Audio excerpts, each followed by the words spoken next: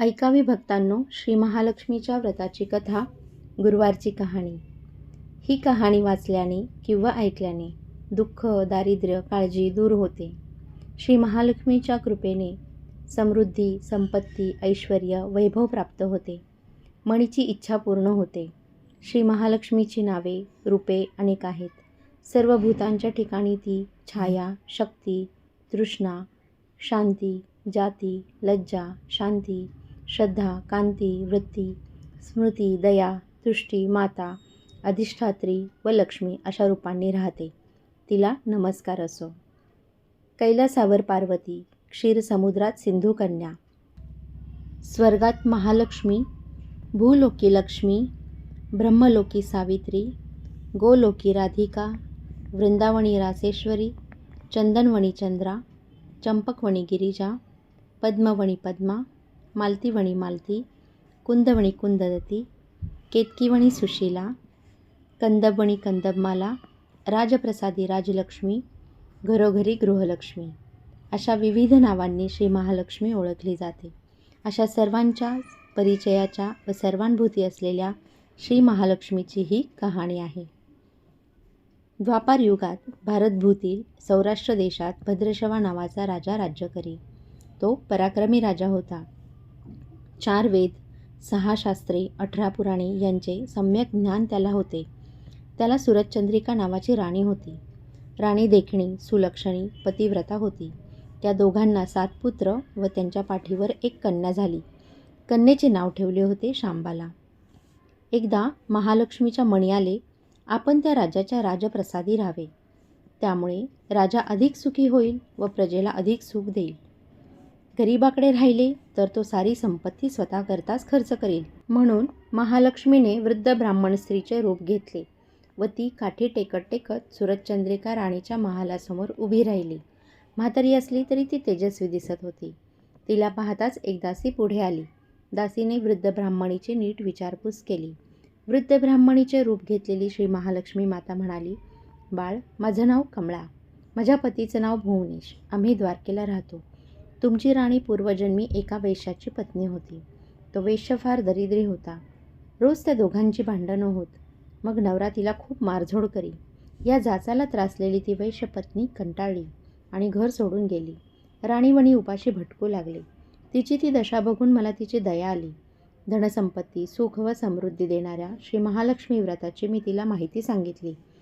माझ्या सांगण्याप्रमाणे तिने महालक्ष्मी व्रत केलं. तिला महालक्ष्मी प्रसन्न झाल्यामुळे तिचं दारिद्र्य संपलं.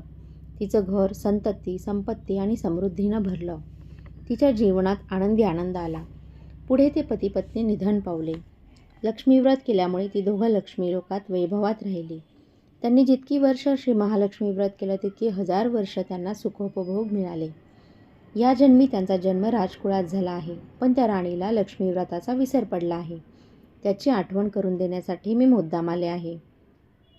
वृद्धेचे ते बोलणे ऐकून दासीच्या मनात जिज्ञासा उत्पन्न झाली.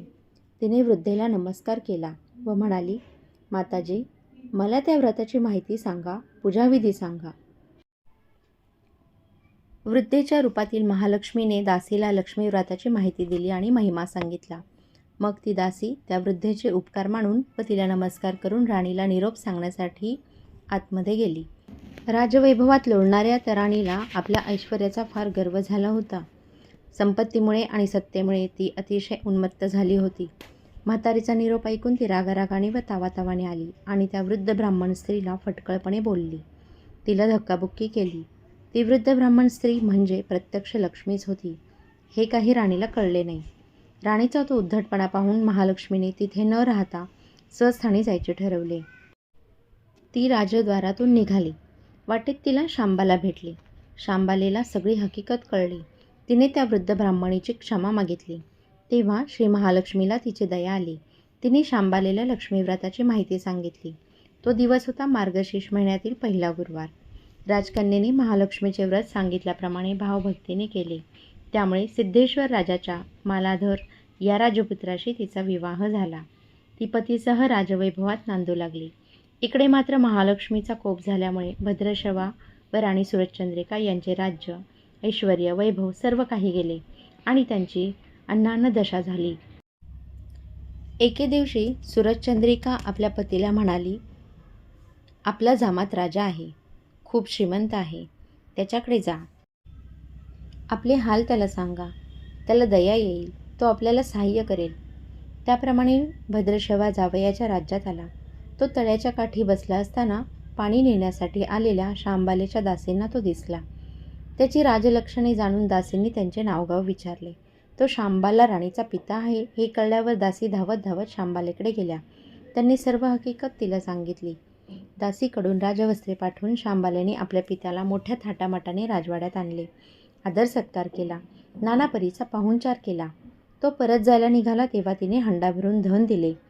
भद्रशवा घरी आला. सूरजचंद्रिकेला आनंद झाला. तिने हंडा उघडला तो काय, हंड्यात द्रव्य नव्हते, कोळसे भरलेले होते. महालक्ष्मीच्या अवकृपेने हा चमत्कार घडून आला होता. काही दिवसांनी सूरजचंद्रिका आपल्या लेकीच्या घरी गेली. तो दिवस होता मार्गशीर्षातला शेवटचा गुरुवार. शांबालेने महालक्ष्मी व्रत केले, आईकडूनही करविले. सूरजचंद्रिका परत आपल्या नगरात आली. तिने महालक्ष्मी व्रत केले म्हणून पूर्वीचे राजा ऐश्वर्य तिला प्राप्त झाले. पुढे काही दिवसांनी शांबाला माहेरी आली, परंतु बापाला कोळसे दिले व आपल्याला काही दिले नाही. हा राग सूरजचंद्रिका राणीच्या पोटात खदखदत होता. म्हणून शांबालीला कोणी विचारले नाही. तिचा अपमान झाला, परंतु आईवर न रागवता ती तिथून थेट निघाली. निघताना तिने तिथले थोडे मीठ बरोबर घेतले. आपल्या राज्यात राजगृही आल्यावर पतीने तिला विचारले, माहेरहून काय आणले? ती म्हणाली, राज्याचे सार आणले. पती म्हणाला, म्हणजे काय? पत्नी म्हणाली, थोडा धीर धरा म्हणजे कळेल.